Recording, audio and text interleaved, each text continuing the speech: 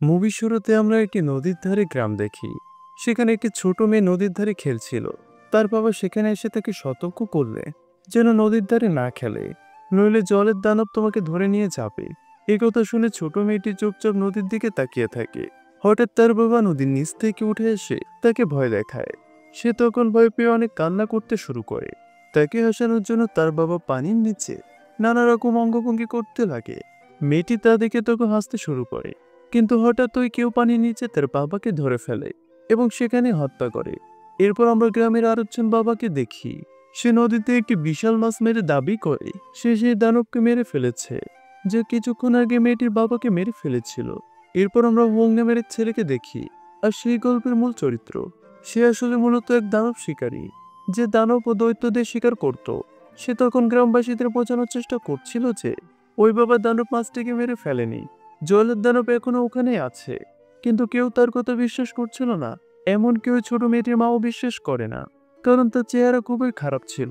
তারপর সেই বাবা বলে, ওই গরিব ছেলেটা আমাকে অপমান করেছে, তাই সে আদেশ দিয়ে গ্রামবাসীকে বলে তাকে দড়িতে বেঁধে উপরে ঝুলিয়ে দাও। গ্রামবাসীরাও তখন তার কথা মতো তাই করে এবং তাকে দড়িতে বেঁধে ঝুলিয়ে দেয়। এরপর গ্রামবাসীরা এক এক করে নদীতে সাঁতার কাটতে শুরু করে, কারণ তারা বিশ্বাস করছিল যে জলের দানব মারা গেছে। তখন হুয়াং নদীর দিকে তাকিয়ে দেখে জলের দানব গ্রামবাসীদের দিকে এগিয়ে আসছে। তখন হুয়াং বারবার চিৎকার করে সবাইকে নদী থেকে বের হয়ে আসতে বলে, কিন্তু কেউ তার কথা শোনে না। যার ফলে জলের দানব তাদের কাছে এসে আক্রমণ করে, আর সেখানে অনেক মানুষ মারা যায়। বাকি মানুষরা নদী থেকে পালানোর চেষ্টা করে এবং আশেপাশে লুকিয়ে পড়ে। হুয়াং তখন তাদেরকে বলে, তোমরা সবাই মরা মানুষদের মতো ভান করো, যাতে দানব তাদের ক্ষতি না করে। সে গ্রামবাসীদের সাহায্য করছিল, কারণ সে ছিল দয়ালু মানুষ। এরপর গ্রামবাসীরা তার কথা বিশ্বাস করে তার কথা মতো কাজ করে। ঠিক তখনই আমরা সেই ছোট মেয়েটিকে দেখতে পাই, যে দৌড়ে তার মায়ের দিকে যাচ্ছিল, কিন্তু জলের দানব তাকে ধরে ফেলে। তখন তার মা আর গ্রামবাসীরা তাকে বাঁচানোর চেষ্টা করে, কিন্তু দানব তাকে সম্পূর্ণ গিলে ফেলে। এটা দেখে তার মা জলের দানবকে মারার জন্য নদীতে সঙ্গে সঙ্গে ঝাঁপ দেয়, কিন্তু জলের দানব তার মাকেও মেরে ফেলে। এরপর জলের দানব আবারও একটি অন্য শিশুকে মারতে চাচ্ছিল, কিন্তু হুয়াং তাকে বাঁচিয়ে নেয়। এরপর কিছু গ্রামবাসী আর একটি মোটা মেয়ে জলের দানবটিকে পানি থেকে বাইরে ছুঁড়ে তুলতে সক্ষম হয়, যার ফলে জলের দানব মানুষের রূপ নেয়। কিন্তু হুয়াং তার কাছে বুদ্ধের মন্ত্র গাইতে শুরু করে, যাতে করে সে দানবকে নিয়ন্ত্রণ করতে পারে। কিন্তু দানব নিয়ন্ত্রণের বাইরে চলে যায়। সে হুয়াংকে মারতে শুরু করে। ঠিক তখন সেখানে একটি মেয়ে আসে, যার নাম ছিল দুয়ান। আর সেও হুয়াং এর মতো একজন দানব শিকারী, কিন্তু সে হুয়াং এর মতো দয়ালু ছিল না, কারণ সে কখনো কারোর প্রতি দয়া দেখাতো না এবং সব দানবকে কঠোরভাবে মেরে বন্দি করে ফেলতো। এরপর দুয়ান জলের দানবকে প্রচন্ড মারতে শুরু করে, আর কৌশলে তার জাদু ব্যবহার করে দানবটিকে ছোট্ট দানব পুতুলে রূপান্তরিত করে। এটা দেখে সব গ্রামবাসী খুশি হয়ে দুয়ানকে ধন্যবাদ জানায়। তারপর সে হুয়াং এর কাছে তার পরিচয় জানতে চায়। হুয়াং তখন নিজের পরিচয় করিয়ে দেয়। সে বলে, আমি একজন দানব শিকারী। এটা বলে সে দুয়ানকে বুদ্ধে শিশুদের ছড়ার বই দেখায়। তখন দুয়ান তা দেখে হেসে ফেলে। এরপর সে হুয়ানকে তার জাদুকরি চুরি দেখায়। তারপর দুয়ান সেখান থেকে চলে যায়। এরপর হুয়াং তার গুরুর কাছে গিয়ে জলের দানবের কথা বলে, কিন্তু হুয়াং এর গুরু আগেই সব জানতো। তিনি বলে, একসময় জলের দানব খুবই দয়ালু ছিল। একবার সে পানিতে ডুবিয়ে যাওয়া একটি শিশুকে বাঁচিয়েছিল, কিন্তু লোকেরা ভেবেছিল যে সে শিশুটিকে ধরে নিয়ে যেতে এসেছে। তাই তারা জলের দানবটিকে মেরে তার মৃতদেহ নদীতে ফেলে দেয়। তারপর থেকে সে কষ্টে দানবটি আসল জলের দানবে পরিণত হয়। তখন হুয়াং তার গুরুকে জিজ্ঞেস করে, বুদ্ধের এই ছড়াগুলো কি সত্যিই শক্তিশালী? গুরু বলে, হ্যাঁ, আর এগুলোর সাহায্যে যে কোনো দানবকে দয়ালু করা সম্ভব।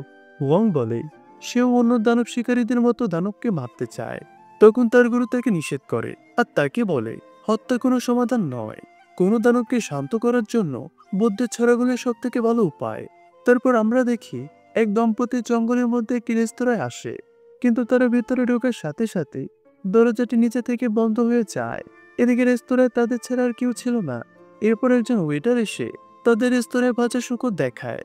তখন তারা একে খুব সুস্বাদু ভেবে সঙ্গে সঙ্গে খেতে শুরু করে। তারা প্রচন্ড পরিমাণে খাবার উপভোগ করে এবং যিনি রান্না করেছেন তার প্রশংসা করতে শুরু করে। তারপর রেস্তোরাঁর মালিক, যিনি খাবার রান্না করেছিলেন, তাদের কাছে চলে আসে। মেয়েটি তাকে জিজ্ঞেস করে, এত সুস্বাদু খাবার আপনি কিভাবে বানালেন?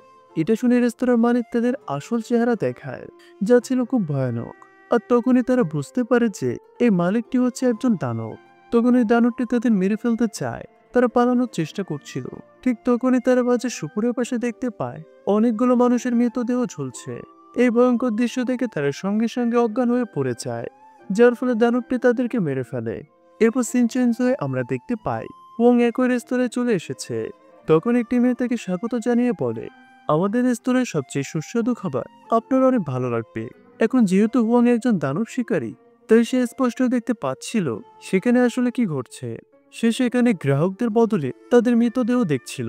এমনকি সে ভাজা শুকরের ভেতরে ভাজা মানুষের দেহ দেখতে পাচ্ছিল, যার ফলে সে মেয়েটিকে বলে, থামো, তোমার খেলা এখানে শেষ। আমি জানি তুমি একজন দানব। তখন এই কথা শুনে মেয়েটি অবাক হয়ে তাকে মারার চেষ্টা করে। ঠিক তখনই দুয়ান সেখানে এসে তার জাদুকরি বাধা দিয়ে সব দানবকে মেরে ফেলতে শুরু করে। এরপর রেস্তোরাঁর মালিক সেখানে চলে আসে। তখন তাকে দেখা মাত্র দুয়ান তাকে নির্মমভাবে মারতে শুরু করে। এখানে আমরা জানতে পারি যে রেস্তোরাঁর মালিক আসলে একটি শূকর দানব ছিল। দুয়াং তার দুই হাত চেপে ধরে হুয়াংকে বলে, শূকর দানবটিকে শুষে নাও। সে দুয়ানের কথা শোনা মাত্র তাই করে এবং শূকর দানবটিকে শুষে নেয়। এরপর দুয়ান তাকে নিচের ভেতরে টেনে নিয়ে তার জাদুকরি কাপড়ে বন্দি করার চেষ্টা করে, কিন্তু তখন শূকর দানবটি নিয়ন্ত্রণে আসছিল না এবং সে তার আসল চেহারা প্রকাশ করে। তখন নিজেদের প্রাণ বাঁচাতে তাদের দুজনকে সেখান থেকে পালাতে হয়, কারণ শূকর দানবটি ছিল অনেক শক্তিশালী। এরপর সিন চেঞ্জ হয়ে আমরা জানতে পারি দুয়ার হুয়াং এর প্রেমে পড়ে গেছে। সে যখনই হুয়াং এর কাছে আসতে চায়, হুয়াং সঙ্গে সঙ্গে সেখান থেকে পালিয়ে যায়। এরপর হুয়াং তার গুরুর সঙ্গে দেখা করে রাতে পুরো ঘটনাটি তাকে জানায়। তখন গুরু বলে, হ্যাঁ আমি তাকে চিনি, সে একটি শূকর দানব। এই শূকর দানব একসময় খুব দয়ালু ছিল, কিন্তু তার স্ত্রী তার সঙ্গে প্রতারণা করেছিল আর তারপর থেকেই সে শূকর দানবে পরিণত হয়। কিন্তু যদি তুমি তাকে শান্ত করতে চাও, তবে তোমাকে বড় দানবের সঙ্গে দেখা করতে হবে, কিন্তু সে খুবই শক্তিশালী দানব। তখন হুয়াং তার গুরুর কাছে সেই দানবের সম্পর্কে জানতে চায়। তখন গুরু উত্তর দেয়, সবচেয়ে শক্তিশালী ও বড় দানব হলো বানকরাজ। তাই বুদ্ধ তাকে পাহাড়ের গুহায় 500 বছরের জন্য বন্দী করে রেখেছেন। হুয়াং তখন আরো জানতে চায়, এটা কি সত্যি যে বানকরাজ ওখানে থাকে? এটা শুনে হুয়াং এর মাস্টার তাকে সেই পাহাড়ের অবস্থা জানায়, যেখানে বুদ্ধের একটি বিশাল মূর্তি রয়েছে, আর সেই মূর্তির কাছে একটি ছোট গুহায় সে বানররাজ থাকে। তার গুরু তখন তাকে আরো বলে, শক্তিশালী হওয়ার পাশাপাশি বানররাজ খুব চালাকও, তাই তোমাকে খুব সতর্ক থাকতে হবে আর কোনোভাবে তার পাতে পা দেবে না। এরপর হুয়াং তার যাত্রা চালিয়ে যেতে শুরু করে, কিন্তু হঠাৎই তার পা একটি ফাঁদে আটকে যায়। তারপর কিছু লোক সেখানে এসে পৌঁছায় এবং তাদের একজনের গলায় দুয়ানের বালা ঝুলছিল। তারা হুয়াংকে বলে, আমরা দানব শিকারী, আমরা দুয়ানকেও বন্দি করেছি। তখন দুয়ান তাদের বলে, হুয়াং আমার স্বামী আর আমরা কোনো দানব শিকারী নই, তাই আমাদেরকে ছেড়ে দাও। তখন এটা প্রমাণ করার জন্য হুয়াংকে তারা সত্যি কথা বলতে বলে এবং তারা যে বিবাহিত তা প্রমাণও দেখাতে বলে। তখন দুয়ান হুয়াংকে বলে, তাড়াতাড়ি বলো যে আমরা স্বামী স্ত্রী, আর আমাকে একটি কিস করেও তাদেরকে প্রমাণ দাও, কারণ যদি আমরা এটা প্রমাণ করতে ব্যর্থ হই তাহলে তারা আমাদেরকে মেরে ফেলবে। এটা বলে সে সবার সমানে হুয়াংকে বিরক্ত করার চেষ্টা করে, যার ফলে আসল সত্য প্রকাশ পায়। আসলে সেখানে উপস্থিত সবাই ছিল দুয়ানেরই লোকজন, আর দুয়ান এটা ইচ্ছে করে করেছিল যাতে সে হুয়াং এর কাছাকাছি আসতে পারে, কারণ সে তাকে অনেক ভালোবেসে ফেলেছে। কিন্তু হুয়াং যখন সত্যিটা জানতে পারে তখন সে অনেক রেগে যায় এবং সেখান থেকে চলে যাওয়ার চেষ্টা করে, কিন্তু দুয়ান তার লোকদের বলে তাকে দ্রুত বন্দি করে ফেলো। তারপর সে তার এক সঙ্গীকে জিজ্ঞেস করে, কি এমন করলে হুয়াং আমার প্রেমে পড়বে? তখন তার সঙ্গী তাকে বলে, আমি যেমন বলবো ঠিক তেমনই করো। এরপর দুয়ান হুয়াং এর কাছে যায় এবং তার সঙ্গী কাউকে মারতে শুরু করে। এরা দেখে দুয়াংও একই কাজ করে। সে ভাবছিল হয়তো এটা করে হুয়াং তার প্রেমে পড়বে, কিন্তু তা হয় না। সে তখন বুঝতেই পারছিল না যে সে হুয়াংকে কত খারাপভাবে মেরেছে, যার ফলে হুয়াং তার কাছ থেকে আরো দূরে যেতে শুরু করে। ঠিক তখনই তারা একটি অদ্ভুত শব্দ শোনে। তারা দেখতে পায় সেখানে সেই শহর দানবটি চলে এসেছে। তখন দুয়ান তার সঙ্গীদের বলে, গাড়ি এগিয়ে নাও। এটা বলে তারা সেখান থেকে পালানোর চেষ্টা করে, কিন্তু অন্যদিকে শহর দানবও তাদের আরো কাছে চলে আসে। তখন দুয়ান হুয়াংকে বাঁচাতে বাহিরে ঠেলে দেয়, কিন্তু শুকর গাড়ির উপর আক্রমণ করে তা ভেঙে ফেলে।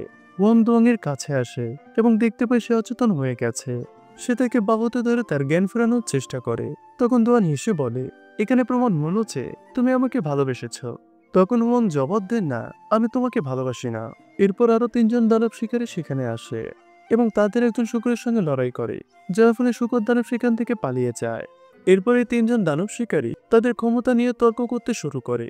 হুয়াং তাদের বলে, তোমরা হচ্ছে দানব শিকারী, তাই তোমরা একে অপরের উপর তর্ক করতে পারো না এবং তোমাদের একত্র হয়ে দানবের বিরুদ্ধে লড়াই করা উচিত। তখন একজন দানব শিকারী হুয়াংকে গরিব বলে ডাকে। দুয়ান এখানে তার পক্ষে হয়ে যায়, কিন্তু হুয়াং বলে, তুমি আমার পক্ষ নিয়ে আমার মনোযোগ নষ্ট করছো, যার ফলে আমার উদ্দেশ্য থেকে আমার মনোযোগ সরে যাচ্ছে। তুমি হয়তো জানো না আমার কিছু লক্ষ্য আছে, সুতরাং তুমি আমাকে ছেড়ে দাও। এটা শুনে দুয়ান হুয়াং এর নার্সারি রিং বইটির সঙ্গে সঙ্গে ছিঁড়ে ফেলে, কিন্তু হুয়াং তাতে কষ্ট পায় না, বরং সেখান থেকে চলে যায়। এরপর সে শেষ পর্যন্ত সেই পাহাড়ে পৌঁছায়, কিন্তু সেখানে বুদ্ধের মূর্তি খুঁজে পায় না। তারপর সে চোখ বন্ধ করে বুদ্ধের মূর্তির কথা ভাবতে শুরু করে। সে উপলব্ধি করে যে বুদ্ধের মূর্তি পাহাড়ে রয়েছে এবং তা দেখতে পায়। কিছুক্ষণের মধ্যে সে বানর রাজার গুহাও খুঁজে পায় এবং তার সাথে দেখা করে। সে তাকে জিজ্ঞেস করে শূকর দানবকে কিভাবে শান্ত করা যায়। বানররাজ তাকে বলে, শূকর দানবকে এখানে আনার জন্য একটি সুন্দর মেয়েকে ব্যবহার করো, তারপর আমি তাকে শান্ত করার চেষ্টা করব। ঠিক তখনই সেখানে দুয়ান চলে আসে। হুয়াং তার উপস্থিতি নিয়ে প্রশ্ন করে। সে বলে, আমাকে কোনো প্রশ্ন করো না, আমি জানি এবার তোমার একটি সুন্দর মেয়ের প্রয়োজন, তাই আমি তোমাকে সাহায্য করতে এসেছি। এটা বলে সে তাদের সাহায্য করে এবং শূকর দানব সেখানে চলে আসে। তখন শূকর দানব তাদের মারার চেষ্টা করে, কিন্তু বানররাজ তাকে গুহার ভিতরে ডাকে। শূকর গুহার ভিতরে মুখ দেয়া মাত্র বানররাজ তাকে টেনে ভিতরে নিয়ে যায়। এটা দেখে দুয়ান আর হুয়াং গুহার ভিতরে আসে। তারা দেখতে পায় শূকর দানব ছোট দানব আকারে রূপান্তরিত হয়েছে। তখন দুয়ান তার জাদুকরি কাপড় ব্যবহার করে শূকর দানবকে পুতুলে রূপান্তরিত করে।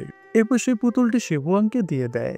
পাশাপাশি সে তার জাদুকরি বালাটিকে আংটিতে রূপান্তরিত করে এবং হুয়াংয়ের আঙ্গুলে পরিয়ে দেয়। তখন এটা দেখে হুয়াং একটি পাথর নিয়ে তার আঙ্গুলকে আঘাত করার চেষ্টা করে। এটা দেখে দুয়ান তার জাদুকরি আংটিটি সঙ্গে সঙ্গে হুয়াংয়ের আঙ্গুল থেকে বের করে নেয়। এরপর সে তাকে তার বুদ্ধের লার্নিং বইটিও দেয় এবং তাকে বলে, আমি অক্ষর জ্ঞানহীন, এই কারণে আমাকে এটি সম্পূর্ণ করতে 3 দিন লেগেছে। এরপর সে ক্ষমা চেয়ে সেখান থেকে চলে যায়। এদিকে হুয়াংও সেখান থেকে যাওয়ার চেষ্টা করে, কিন্তু বানররাজ তাকে গুহা থেকে ডাকে। সে তাকে জিজ্ঞেস করে, আজকে চাঁদের রাত? হুয়াং বলে হ্যাঁ। তখন বানররাজ বলে, আমি এখান থেকে চাঁদ দেখতে পাচ্ছি না, কারণ এই ফুল গুহাকে ঢেকে রেখেছে। হুয়াং এটা শোনা মাত্র সেই ফুলটি তুলে ফেলে এবং সঙ্গে সঙ্গে সেখানে সমস্ত ফুলে আগুন ধরে যায়। আসলে সেই ফুলটি তাকে গুহাতে বন্দি করে রেখেছিল, কিন্তু হুয়াং বানররাজের ফাঁদে পড়ে সেই ফুলগুলো তুলে ফেলে, যার ফলে বানররাজ বন্দি থেকে এখন মুক্তি পেয়ে যায়।